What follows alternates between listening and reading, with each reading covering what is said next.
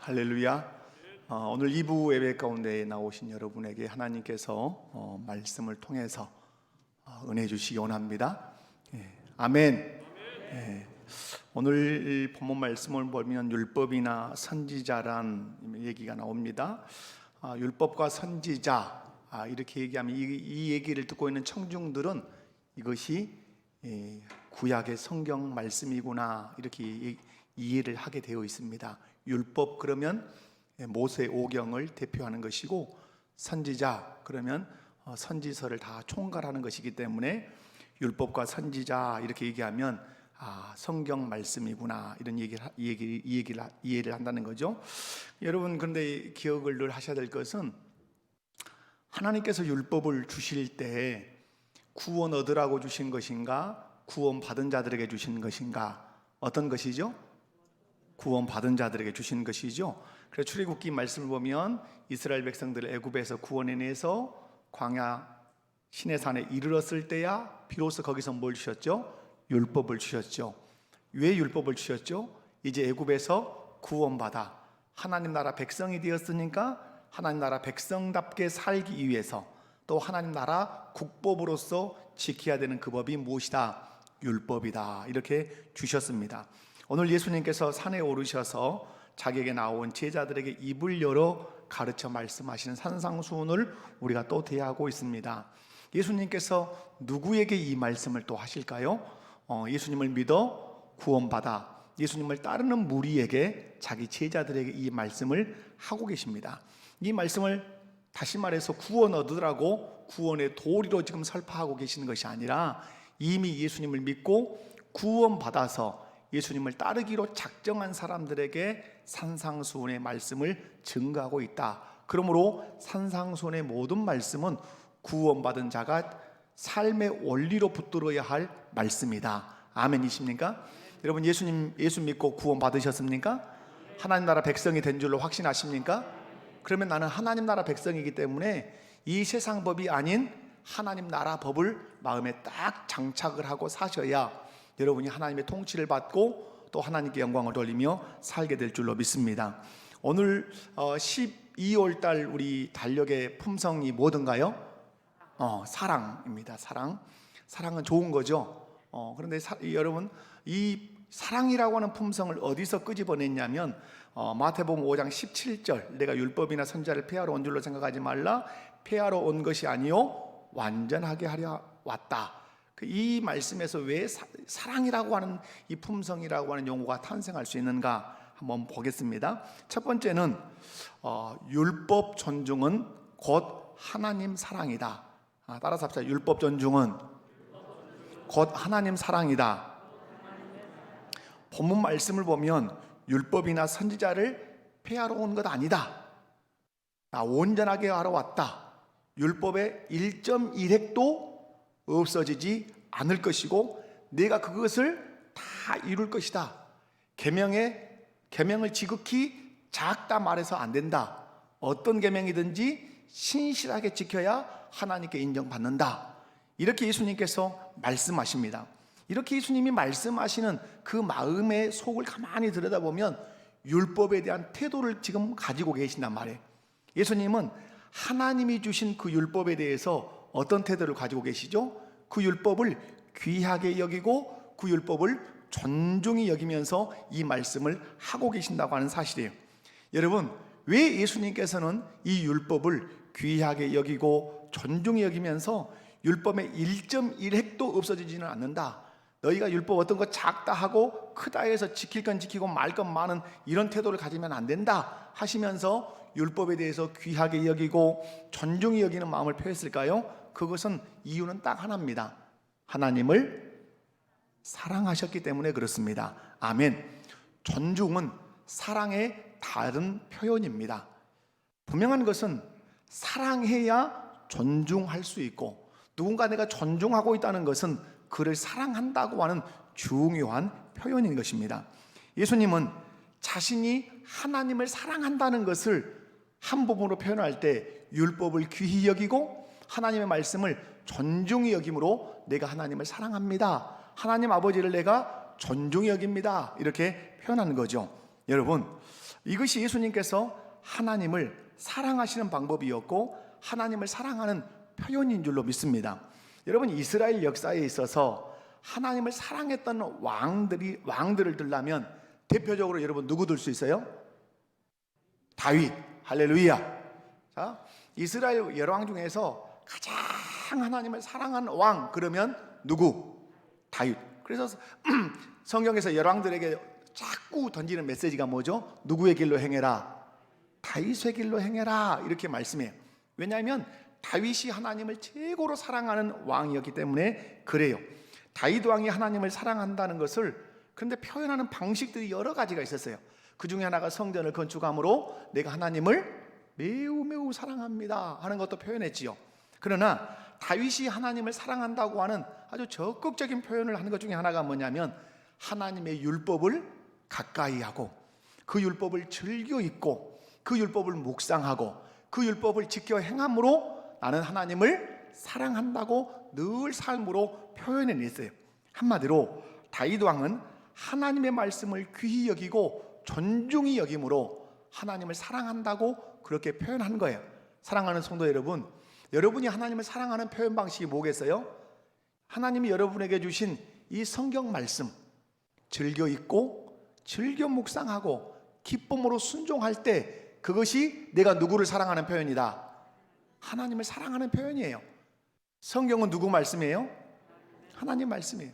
이 말씀을 즐겨 읽지 않는다, 이 말씀을 묵상하지 않는다, 이 말씀을 지키지 않는다, 그것은 내가 아무리 뭔가 하는 것 같아도 하나님 좀 덜 사랑하는 사람이에요. 여러분, 시편 19편 7절에서 11절에 다윗이 얼마나 하나님을 사랑했는지 노가 흐르고 있어요. 여러분, 성경에 시편 19편을 한번 찾아봅시다. 자, 19편 7절부터 시작. 여호와의 율법은 완전하여 영혼을 소성시키며 여호와의 증거는 확실하여 우둔한 자를 지혜롭게 하며 여호와의 교훈은 정직하여 마음을 기쁘게 하고 여호와의 계명은 순결하여 눈을 밝게 하시는도다. 여호와를 경외하는 도는 정결하여 영혼까지 이르고 여호와의 법도 진실하여 다 의로우니 금 곧 많은 순금보다 더 사모할 것이며 꿀과 송이꿀보다 더 달도다. 또 주의 종이 이것으로 경고를 받고 이것을 지킴으로 상이 크니이다. 아멘. 할렐루야. 여러분, 다윗은 하나님을 사랑한다, 내가 하나님을 존중히 여긴다 하는 것을 무엇을 귀히 여김으로? 하나님의 율법, 하나님의 말씀을 귀하게 여기고 존중히 여김으로 나는 하나님을 극진히 사랑하는 사람입니다, 이렇게 표현했다고 하는 사실이죠. 하나님을 사랑하는 사람들의 특징이 있어요. 여러분, 우리는 자꾸 일만 생각해요. 열심히 봉사하면 하나님 사랑한다. 물론 봉사해야 되죠. 다윗이 성전을 건축하는 그 봉사의 열정이 하나님 사랑하는 것이었던 것처럼, 그러나 그것보다 우선된 사랑이 있어요. 그게 뭐죠? 하나님이 주신 말씀을 귀히 여기고, 할렐루야, 하나님 주신 그 말씀을 존중히 여기고 그 말씀을 즐겨 읽고 그 말씀을 묵상하고 그 말씀을 기쁨으로 순종하는 것이 내가 하나님을 사랑하는 표현이라 이 말이에요. 아멘. 하지만 하나님을 미워했던 왕들의 한결같은 특징이 있어요. 그게 뭘까요? 하나님의 말씀에 대한 존중감이 없었다는 거예요. 하나님의 말씀을 한마디로 얘기하면 버린 왕들이에요. 그들은 하나님을 미워했고 결국 하나님의 손에 다 버림을 받았다고 성경이 기록해요. 여러분, 구약성경 사무엘상 15장 23절 말씀, 사무엘상 15장 23절 말씀을 우리 함께 읽어보도록 하겠습니다. 시작. 거역하는 것은 점치는 죄와 같고 완고한 것은 사신 절하는 죄와 같음이라. 왕이 여호와의 말씀을 버렸으므로 여호와께서도 왕을 버려 왕이 되지 못하게 하셨나이다 하니. 아멘. 여러분, 이스라엘의 초대 왕 사울 왕이에요. 여러분, 사울이 왕이 됐는데 버림받게 된 이유가 있어요. 윤리적인 타락을 해서 버림받았다고 오늘 성경은 기록하지 않고 사울이 그 왕의 자리에서 쫓겨나게 되는 것은 왕이 무엇을 버렸으므로? 여호와의 말씀을 버렸으므로 하나님께서도 왕을 버려 왕이 되지 못하게 하셨나이다. 사울이 하나님으로부터 버림받게 된 이유는 다른 데 있지 않아요. 하나님을 미워했어요. 어떻게 미워했습니까? 하나님의 말씀을 버림으로 하나님을 미워했어요. 하나님 말씀을 존중히 여기지 않으므로 하나님을 싫어했어요. 그래서 그도 하나님께 버림을 받았어요. 이것은 우리의 삶에서도 그냥 나타나요. 여러분, 자녀들이 부모를 귀히 여기고 부모를 사랑한다면 가장 그것이 어디서 반응이 나타날까요?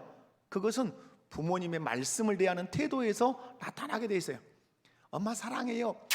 아무리 뽀뽀를 하고 요란 법석을 떨어도 야, 오늘 쓰레기 좀 갖다가 저기 쓰레기장에 저 버리고 와라 이렇게 하는데 싫어, 안 해. 왜 나만 시켜? 이렇게 얘기하면 아무리 뽀뽀를 하고 요란 법석을 떨어도 다 그거 무엇이다? 가짜예요. 이용하려고 하는 거예요. 조종하려고 하는 거예요. 그런데 부모님이 쓰레기 좀 갖다 버리고 와라 그러면 네, 제가 다녀오겠습니다. 또 버릴 것 없냐고 또 물어보는 이 자녀. 부모님의 말에 대해서 존중하고 부모님의 말씀을 땅에 떨어지지 않게 하고 자기 마음으로 받아들인 사람이에요. 이 자녀가 누구 사랑하는 사람이에요? 부모님 사랑. 뽀뽀 안 해도 이 자녀는 부모님 지극히 사랑하는 자녀예요. 부부가 서로 사랑한다는 사실을 알 수 있는 방법이 있죠. 뭐죠? 남편이 아내에게 말을 하면 아내가 잘 듣는 거예요. 그리고 거기에 대해서 반응해 주는 거예요. 아내가 남편에게 무슨 얘기를 하면 남편이 아내의 얘기를 귀담아 잘 듣는 거예요. 그리고 그 말에 대해서 반응하고 답을 주는 거예요. 그러면 서로가 존중받는다는 느낌을 받아요. 그 존중받는다는 것은 내가 사랑받고 있다고 하는 중요한 의미를 가져요. 남편이 아무리 다이어 반지를 사다 줘도 내가 말할 때마다 듣지 않고 말할 때마다 시끄러, 말할 때마다 당신이 뭘 안다고 라고 이렇게 내 말에 대해 반응하면 그 다이아 반지가 아무런 의미가 없는 거예요. 그건 그냥 내 마음 환심을 살려고 던져준 미끼에 불과한 것이에요. 여러분, 아내가 또 남편의 얘기를 들을 때 똑같은 것이죠. 말에 대한 태도가 상대방을 존중하고 있는지를 나타내고 존중하고 있다면 뭐 하는 거예요? 사랑한다고 하는 사실이에요. 여러분, 부부들의 이 삶을 들여다보면 말에 너무너무 많은 상처가 있어요. 말을 얼마나 함부로 하는지 몰라요. 막 지시적인 거, 명령적이고 완전히 그냥 아내가 상관해가지고 이것 해 저것 해 막 이런 존중받지 못하는 것이죠. 여러분, 우리가 하나님을 사랑하는 태도가 무엇입니까?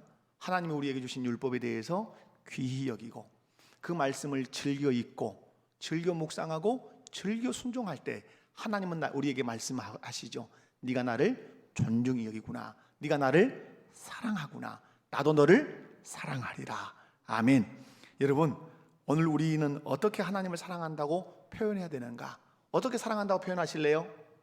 하나님의 말씀을 귀히 여기고 존중히 여김으로. 귀히 여기는 태도가 뭐예요? 열심히 읽고 열심히 묵상하고 그 하나님의 말씀을 통해서 우리에게 가르치시는 대로 살아들임으로 말미암아서 하나님 사랑을 표현해야 될 줄로 믿습니다. 두 번째로 율법을 지킴으로 사랑이 나타납니다. 여러분, 오늘 내가 온 것은 이 말씀하죠. 내가 율법이나 선지자를 폐하러 온 줄로 생각하지 마라. 내가 이것을 위해서 온 것 아니라 완전하게 하려 왔다. 뭐 하러 왔다는 거예요? 율법을 완전하게 지키기 위해서 내가 왔다.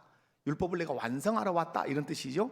여러분, 18절 말씀 한번 읽어볼까요? 18절 한번 읽어봅니다.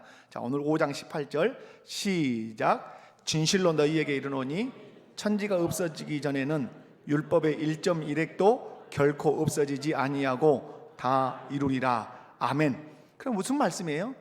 여러분, 율법의 1.1획 없어지지 않는다. 없어지지 않는다 이 말씀이죠. 이것은 말씀에 대한 두 가지 속성을 얘기하는 거예요. 하나님 말씀에는 속성이 있죠. 하나는 뭐예요? 완전성이에요. 말씀이 완전해요.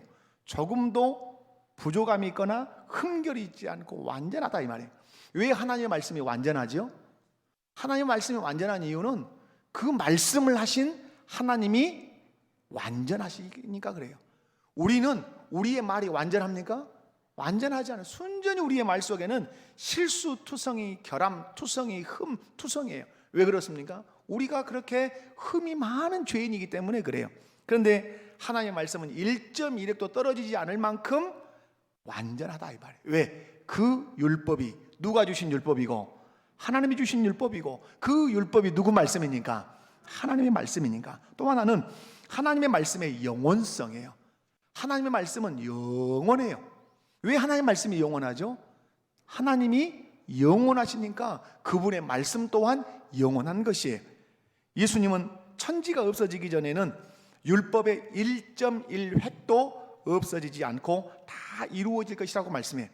여러분, 히브리어는 그 1.1획, 그 점이 아주 많아요.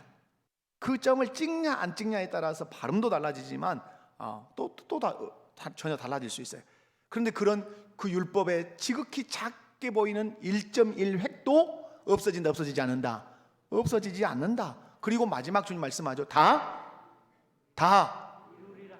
이루어질 거라고 말씀해. 누가 이루시죠? 사람은 이룰 수 없죠. 주님이 이루러 오셨고 주님이 이루신 줄로 믿습니다. 그렇다면 율법이 누구를 통해서 이루어졌다고요? 예수 그리스도를 통해서 이루어졌어요. 예수님께서 율법을 십자가에서 다 완성하셨어요. 아멘. 여러분이 말씀을 들으면서 자꾸 어떤 교훈적인 도덕적인 그런 말씀을 들으려고 하지 말고 원론적이고 원칙적인 말씀들을 자꾸 들어놓으셔야 여러분의 신앙의 뼈마디가 아주 강해진다는 사실 기억하셔야 돼요. 예수님이 십자가를 지심으로 율법을 다 이루셨어요. 그래서 예수님이 운명하실 때 마지막 외침이 뭐였어요? 다 이루었다. 하나님의 뜻을 다 이루었다. 하나님이 내게 요구하신 그 율법의 목적을 내가 다 이루었다. 이런 의미도 함께 포함하고 있는 거죠. 여러분, 예수님은 십자가에서 율법을 이루심으로 두 가지를 나타내십니다. 율법을 예수님께서 이루심으로 몇 가지를 나타낸다고요? 두 가지를 나타내요. 하나는 하나님 사랑을 나타내셨습니다. 자, 여러분, 예수님은 십자가를 지심으로 자신이 얼마나 하나님을 사랑하는지를 증명하셨어요. 율법을 완성하심으로, 완전히 다 이루심으로 예수님은 내가 하나님을 사랑합니다, 이걸 증명하셨단 말이에요. 여러분, 십자가가 마지막 우리 신앙의 꽃이고 부활이 꽃이죠. 근데 이 십자가는 무지무지 힘든 거예요. 주님이 겟세마네 동산에서 하실 수만 있으면 이 잔을 내게서 옮기시옵소서, 땀방울이 핏방울 되는 것 같이 절규하며 부둥켜 안았던 것이 십자가예요. 그만큼 고통스러웠단 말이에요. 그런데 예수님은 하나님 아버지를 사랑하셔서 율법을 다 이루시기 위해서 그 십자가를 짊어지신 거예요. 그래서 누구 사랑을 드러내죠? 하나님 사랑을 드러낸 거예요. 사랑하는 성도 여러분, 여러분이 하나님을 사랑한다면 여러분이 지키기 즐거운 말씀만 지켜서는 안 되고, 때로는 예수님이 하실 수만 있으면 이 잔을 내게서 옮겨달라고 절규했던 그런 말씀이 내게 혹 다가올 때가 있단 말이에요. 너무너무 부담스러운 말씀, 지키기 힘든 말씀, 그것이 어떤 어떤 삶이 됐든 물질적인 어떤 것이 됐든지 간에 내게 너무 힘들게 다가오는 말씀이 있어요. 그러나 기억해야 돼요. 그것이 하나님의 말씀이라면 주님이 십자가를 지시는 그 정신을 가지고 우리가 그 말씀 지켜야 할 줄로 믿습니다. 그래야 내가 누구를 사랑하는 거예요? 하나님을 사랑하는 것이에요. 뿐만 아니라 예수님은 율법을 완성하심으로, 다 이루심으로 자기 백성 사랑을 나타내셨어요. 뭘 나타냈다고요? 자기 백성을 사랑한다고 하는 걸 나타내셨어요. 여러분, 예수님은 십자가를 치고 죽습니다. 율법을 완성해 가십니다. 그런데 거기서 하나님 사랑도 나타냈지만 또한 그 십자가가 누구 사랑을 나타내죠? 죄인된 우리를 얼마나 사랑하는지를 거기서 나타내죠. 그 십자가를 통해서 우리를 사랑하는 게 뭐예요? 우리의 모든 죄를 다 사하신 십자가예요. 아멘이십니까? 율법은 끊임없이 우리를 향해서 죄인이라고 손가락질 해올 때 주님이 그 율법을 다 이루심으로 우리의 죄를 사하실 수 있다 이 말이에요. 아멘이십니까? 마찬가지죠. 오늘 우리가 하나님에 대한 사랑, 이웃에 대한 사랑을 나타낼 수 있어요. 어떻게 하나님에 대한 사랑을 나타내고 어떻게 이웃에 대한 사랑을 나타낼 수 있어요? 율법을 지킴으로. 여러분이 율법에 여러분의 삶을 담그면 하나님의 사랑이 나타납니다. 여러분이 여러분의 삶 전체를 율법에 다 여러분 담그면 내 모습에서 이웃 사랑이 나타나요. 율법이 지향하는 바가 있죠. 여러분, 하나님께서 이스라엘 백성에게 율법을 주시고 우리의 율법을 주실 때는 목표점이 있단 말이에요. 항상. 어떤 목표점일까요? 두 가지 목표점이에요. 하나는 누구를 사랑하는 것이고 하나님을 사랑하는 것이고, 또 하나는 이웃을 사랑하는 것이에요. 율법을 열심히 지키면 딱 이 두 가지 결론밖에 안 나요. 하나님을 사랑하는 것과 이웃을 사랑하는 것이에요. 그래서 마지막에 이것을 더 하나로 요약하면 무엇밖에 안 남는 거죠? 사랑밖에 남지 않는 거예요. 그래서 사랑이 율법의 완성이 되는 것이에요. 사랑하는 성도 여러분, 마태복음 22장 한번 37절을 찾아서 읽어보도록 합니다. 마태복음 22장 37절. 자, 마태복음 22장 37절. 자, 시작. 예수께서 이르시되 내 마음을 다하고 주 너의 하나님을 사랑하라 하셨으니 이것이 크고 첫째 되는 계명이요 둘째도 그와 같으니 내 이웃을 내 자신과 같이 사랑하라 하셨으니 이 두 계명이 온 율법과 선지자의 강령이니라. 아멘. 율법이 목표하는 바가 뭐라는 거죠? 하나님 사랑하는 것이고 이웃 사랑하는 것이에요. 선지자들이 그렇게 많은 선지자들이 나타나서 하나님으로부터 말씀을 받아서 막 가르치고 외쳤는데 그 선지자들이 했던 얘기를 딱 두 가지로 요약하면 뭐라는 거예요? 하나님 사랑하세요, 이웃을 내 몸과 같이 사랑하세요 라고 외치다가 다 죽었다 이 말이에요. 그러므로 율법과 선지자가 그렇게 주장했던, 외쳤던 건 뭐다? 하나님 사랑, 이웃 사랑이란 말이에요. 우리가 그러므로 율법을 열심히 지키면, 하나님의 말씀에 열심히 사랑하면, 열심히 하나님의 말씀에 순종하면 우리 모습 안에서 나타나는 것은 무엇이다? 하나님을 사랑하는 모습이 나타난단 말이에요. 이웃을 사랑하는 모습이 나타난단 말이에요. 여러분, 하나님 사랑과 이웃 사랑이 삶에서 소금처럼 빛처럼 나타나지 않는 이유가 뭘까요? 나는 예수 믿어, 성경책 들고 교회를 다녀, 10년도 다니고 20년도 다니고 목사도 되고 장로도 되고 권사도 되고 안수집사도 되고 교회 안에서 여러 가지 봉사를 해. 그런데 내 모습 안에서 하나님 사랑 모습이 안 나타나, 이웃 사랑 모습이 안 나타나. 이유는 뭘까요? 그 뿌리에는 뭐가 있을까요?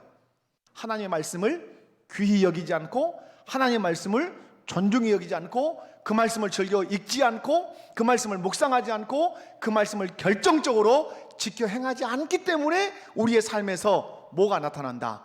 하나님을 사랑하는 그 지극한 사랑이 안 나타나고, 이웃을 내 몸과 같이 사랑하는 그 열렬한 이웃 사랑이 안 나타나니까 소금이 안 되고 빛이 안 된다고 하는 사실이에요.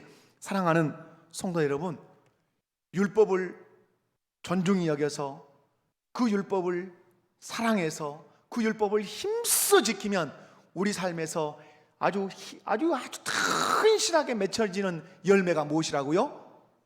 하나님 사랑과 이웃 사랑. 그 열매 맺으셔야 돼요. 아멘이십니까? 그 열매 맺혀야 하나님 사랑하는 사람이고 영생 있는 사람이에요. 열매를 보아 그를 알리라. 하나님 사랑의 열매, 이웃 사랑의 열매가 있어야 내가 율법을 삶의 원리로 붙들고 사는 사람이며 하나님을 사랑하는 사람이라 이 말이에요. 아멘. 세 번째로는 율법을 존중하고 지킬 때 하나님께 인정을 받게 돼 있어요. 오늘 본문 19절 말씀 한번 읽어보도록 하겠습니다. 19절 말씀입니다. 시작.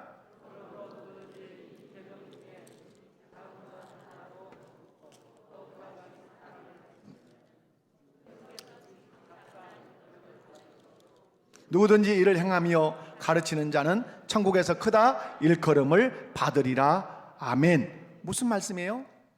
사람이 계명을 받았어요. 하나님께로부터 계명을 받았는데 어떤 사람이 계명을 버린단 말이에요. 어떤 사람이 계명을 어떤다고요? 계명을 버려. 여러분, 계명을 어떻게 버릴 수 있을까요? 혹시 계명을 버려보셨나요? 나 계명 버려봤다. 잘 이해가 안 되죠? 어떻게 버리는가? 뒤에 나와요. 여러분, 이런 사람은 천국에서 지극히 작다 일컬음을 받아요. 그런데 계명을 버리지 않는 사람이 나와요. 어떤 사람인가? 행하고 자기가 이것을 누구든지 이를 행하며 가르치는 자는 천국에서 크다 일컬음을 받으리라. 하나님의 계명을 버리지 않고 취한 사람은 누구예요? 행하며, 자기만 행할 뿐만 아니라 행하라고 가르치는 사람이라 이 말이에요. 근데 중요한 말이 무슨 말이에요? 중요한 말이 크다 일컬음을 받는다, 이런 말이거든요. 여러분, 우리가 살아가면서 신앙생활하면서 어떤 계명은 작다, 어떤 계명은 크다, 이렇게 말하지 말라는 말이에요. 내가 크다고 여기는 계명이나 내가 작다고 여기는 계명이나 다 누가 주신 율법이다. 하나님이 주신 율법이란 말이에요. 네가 누구간데 하나님이 주신 계명을 작다 여겨서 행하지 않고 크다 여겨서 그것을 행하느냐. 하나님의 계명은 다 지켜 행해야 된다 이 말이에요. 그런데 여러분, 오늘 말씀에서 일컬음을 받으리라 이 말씀 중요하죠. 인정받을 거다 이 말이에요. 인정받을 거다. 어떤 사람이 인정받죠? 이것을 행하며 지키는 사람이 천국에서 어떠하다? 크다 일컬음을 받을 것이다. 저는 우리 목포교회 모든 성도들이 천국에서 크다 일컬음을 받는 성도들 되시기 바랍니다. 크다 일컬음을 받으려면 여러분 마음 안에 간직해야 되는 중요한 신앙의 정신이 있는 거죠. 그게 어떤 정신이죠? 하나님의 말씀을, 하나님의 계명을 어떤 것도 작다 여기지 않고 신실하게 즐겨 읽고 즐겨 묵상하고 즐겨 순종하는 것이에요. 아멘. 그 사람을 천국에서 우리 하나님이 크다고 인정해 주겠다고 그렇게 말씀해요. 그럼 여러분 질문 하나 할게요. 그러면 천국에서 크다, 누가 크다고요? 누가 크다? 누가 크다? 행하며 지키라고 또 가르치는 사람.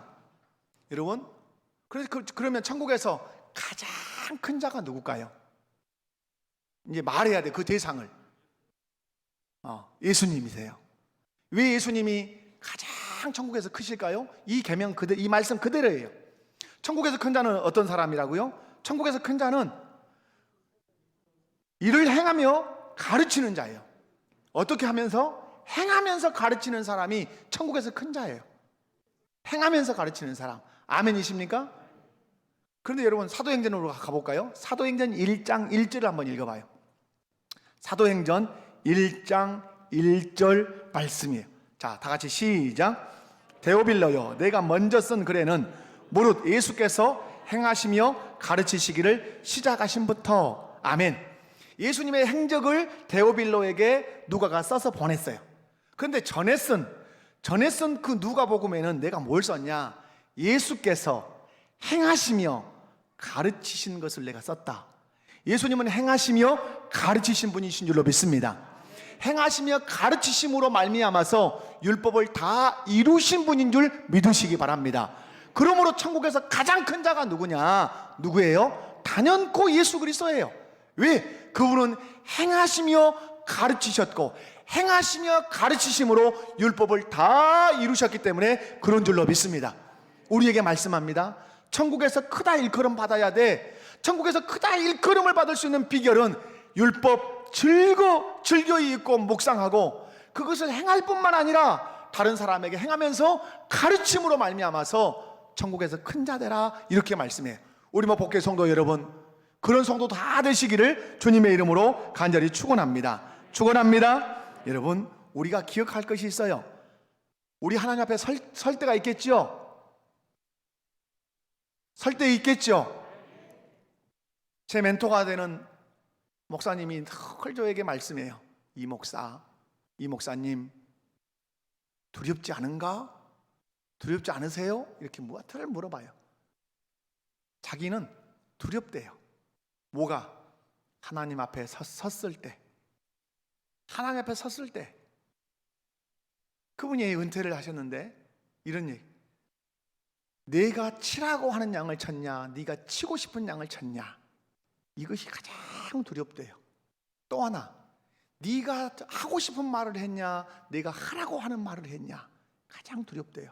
지금까지 강단에 서서 말씀을 전했는데 하나님이 전하라고 하는 말씀을 전했을까? 아니면 내가 하고 싶은 얘기를 전했을까? 그게 두렵다는 거예요. 저도 동일하게 거기에 동의해요. 여러분, 제 설교의 연약함이 여러분이 기다리는 외화가 거의 없어요. 그죠? 여러분, 하나님 말씀을 말해도 부족한 판국기에 뭐 누구의 얘기니 누구 뭐 외하니, 여러분 그것도 필요는 해요. 부정하진 않아요. 여러분 기억하셔야 돼요. 우리 판단 받을 거예요. 아멘. 그런데 무엇으로 판단 받을까요? 무엇으로? 여러분이 재판정 앞에 서면 무엇으로 재판할까요? 법으로 판단하죠. 법으로. 재판장은 법의 근거에서 판단하죠. 내가 잘 살았으니까 잘 살았다? 아니에요. 내가 열심히 했으니까 열심히 했다? 아니에요. 무엇에 근거한 잘 삶이고 무엇에 근거한 열심히 해야 돼요? 하나님의 말씀, 율법에 근거한 잘 삶이어야 하고 열심이어야 돼요. 우리 충분히 내 열심 가지고 살 수 있어요. 오늘 마지막 절에 나오는 서기관과 바리새인, 그보다 너 나아야 돼, 그래야 천국 갈 수 있어. 그들은 자기 나름대로 열심히 했어요. 그러지 않습니까? 자기 나름대로 열심, 자기 나름대로의 신앙이었어요. 주님으로부터 화 있을진저 7번의 저주를 받은 무리들이에요. 겉으로 보기에는 얼마나 경건했는지 몰라요. 사랑하는 성도 여러분, 하나님 앞에 서서 하나님의 법으로 우리가 판단받을 거예요. 그러므로 우리가 오늘 율법을 내가 지키라고 우리에게 하신 것은 그 율법을 가지고 판단받을 거니까. 오늘 말씀하잖아요. 천국에서 작다 일컬음을 받을 것이고 크다 일컬음을 받으리라. 이 말은 뭐예요? 내가 판단하겠다는 말 아니에요. 너 크다 작다 내가 판단하겠다는 거 아니에요? 그러므로 우리 목포교회 성도 여러분, 넉넉고 신앙생활 하지 마시고, 못 넣고 신앙생활 하지 마시고, 설교 시간에 자면서 신앙생활 하지 마시고, 어떻게 신앙생활 하지 말고? 설교 시간에 자면서 신앙생활 하지 말고 말씀을 마음 깊이 새기고 그 말씀을 붙들고 씨름을 하면서 여러분 신앙생활 꼭 하셔야 돼요. 그래서 그 말씀에 씨름하면서 살 때 두 가지 모습, 하나님 사랑, 이웃 사랑을 철저하게 드러내셔야 돼. 껍데기만이 아닌 속마음으로 하나님을 사랑하고 이웃을 사랑하는 삶을 사셔야 돼요. 오늘 예수님 말씀합니다. 서기관과 바리새인보다 나은 사람 돼야 된다. 그래야 어디 들어간다? 천국 들어간다. 이 말씀은 무슨 말씀이에요? 너 천국 못 가겠다 이런 말씀일까요?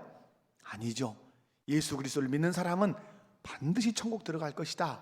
그리고 예수 그리스도를 믿는 사람은 바리새인보다 서기관보다 더 나은 의의 삶을 반드시 살게 될 거다. 왜 살게 되느냐? 예수 생명이 그렇게 살도록 너를 재촉할 것이고 그렇게 살도록 너를 이끌어 갈 것이다. 그렇게 말씀하시는 거예요. 사랑하는 성도 여러분, 말씀을 정리합니다. 오늘 12월 달 맞이했습니다. 12월 달 품성은 사랑이에요. 사랑은 감정의 용어가 아니에요. 사랑은 의지적 용어예요. 하나님이 우리를 사랑하사 할 때, 이 세상을 이처럼 사랑하사 할 때 뭘 중심으로 사랑하시죠? 독생자 예수를 주심으로 사랑해요. 의지적으로 사랑한다 이 말이에요. 필, 느낌 이런 사랑 아니에요. 의지적으로 사랑해야 돼요. 여러분 의지적으로 율법을 귀히 여기고 존중히 여기셔야 돼요. 하나님 말씀 즐겨 읽고 묵상하고 지켜 행함으로 내가 하나님 말씀을 존중히 여기는 것은 누구를 사랑하기 때문이다. 하나님을 사랑하기 때문이라고 삶으로 고백해내셔야 돼요. 그리고 그 율법을 힘써 지킴으로 두 가지 열매를 튼튼하게 삶에서 맺혀내야 돼요. 내가 하나님을 사랑합니다. 내가 내 이웃을 사랑하는 사람입니다. 그렇게 하나님의 말씀을 지켜내므로 자연스럽게 맺혀지는 그 열매, 하나님 사랑, 이웃 사랑의 열매를 맺혀내셔야 돼요. 그리고 그렇게 율법을 성실하게 지켜내므로 말미암아서 천국에 가서 크다 일컬음을 받는 사람, 바리새인 서기관보다 훨씬 고차원적인 그 의의 열매를 맺혀서 하나님을 기쁘시게 하는 그 사람, 내 안에 예수 생명이 있으니까 그 예수 생명이 하나님 사랑과 이웃 사랑, 하나님의 율법에 순종하고야 말도록 하는 그 은혜를 여러분이 누리셔야 한다 이 말이에요. 사랑하는 성도 여러분, 율법을 사랑하십시오. 그래서 하나님 사랑하십시오. 하나님 사랑, 이웃 사랑의 열매를 맺히십시오. 그래서 우리 모두 하나님 앞에 인정받읍시다. 자비로우신 아버지 하나님 감사합니다. 말씀 붙들고 승리하는 저희들 되게 하시고 사랑이라고 하는 것을 정의할 때 어떻게 정의해야 될 것인가 고민해보는 시간들 되게 해주옵소서. 하나님, 진실로 내가 율법 앞에 바르게 서 있는 사람인가? 내 감정 따라 사랑하는 사람 아닌가? 한번 살펴보게 하시고 말씀 앞에 서서 직면해서 바르게 신앙생활을 또 한번 시작해보는 저희들 되게 해 주옵소서. 예수님의 이름으로 기도하옵나이다. 아멘.